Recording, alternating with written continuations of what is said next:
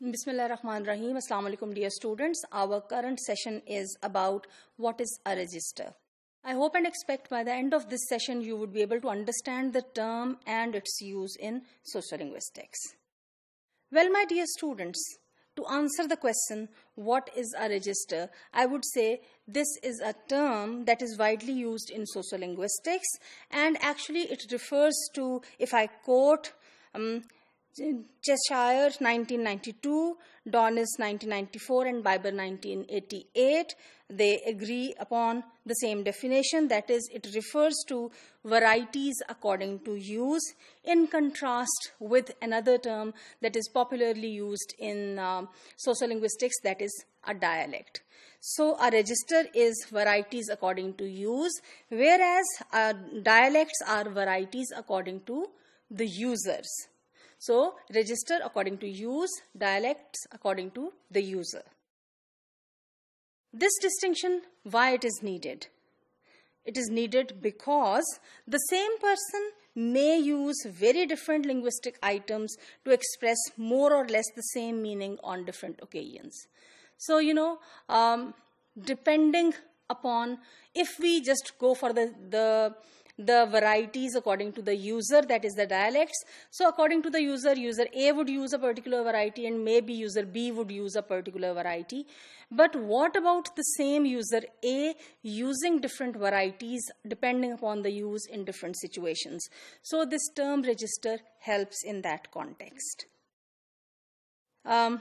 And of course, in that context, dialect cannot reasonably be extended to include this kind of variation which an individual would have in different social settings, backgrounds, and contexts. There is another way of defining a register, and that is, a register is a variety of language used for a particular purpose in a particular social setting. In a particular social setting, for a particular purpose, the language variety that is used is a register. In another particular situation, in another particular context, the language variety that would be used would be a different register, and maybe these two registers are used by the same person. So it does not relate to the person, it relates to the use. It does not relate to the user, it relates to the use. So if I give you an example, my dear students, when speaking in a formal setting, the register would be different, using different features that are prescribed by grammar when we compare it to an informal setting where the choices would be completely different.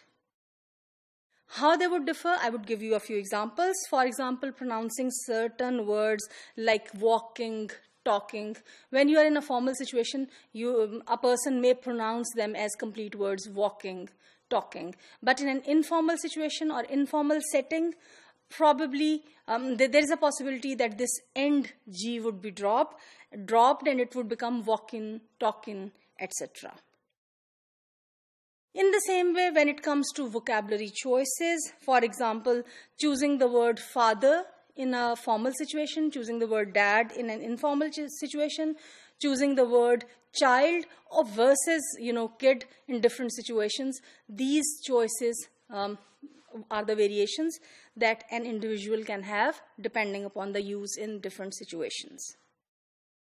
Another example is refraining from using non-standard words, for example, ain't instead of are not.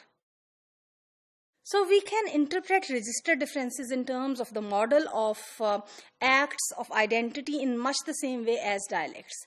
Dialects are used by the users to show their social identity, their regional identity, their belonging to a certain social class, or their belonging to a certain geographical area. In the same way, the register choices also are acts of showing or indicating identity in different situations. So in a particular formal situation, the kind of language I would use would be indicative of that I am a teacher, for example, or a lawyer, or a doctor by profession. Each time we speak or we write, we not only locate ourselves in relation to the rest of the society, but also we relate that particular act of communication itself to a very complex classificatory scheme of communicative behavior. You know, that particular communicative event or that particular communicative interaction, we place it amongst so many other interactions that we do, and we want to give it a certain meaning, and register helps in doing that. This scheme takes the form of a multidimensional matrix, just like the map of our society, which each of us can build in our mind. Halliday, 1978, was a significant scholar who made contributions towards sociolinguistics when it comes to the use of registers. And he actually has mentioned 3 types of dimensions that really matter. One is field, the other is mold, and the third one is tenor. Now arises the question, what is field? According to Halliday, the purpose and subject matter of communication is field. What is mode? Mode, in fact, refers to the means by which communication takes place, that is, speech or writing. And thirdly, what is tenor? It depends on the relationships between the participants. Field refers to why and about what a communication takes place, why there is a need for a communication, and what is the topic of communication, on what issue or on what topic the speaker is talking.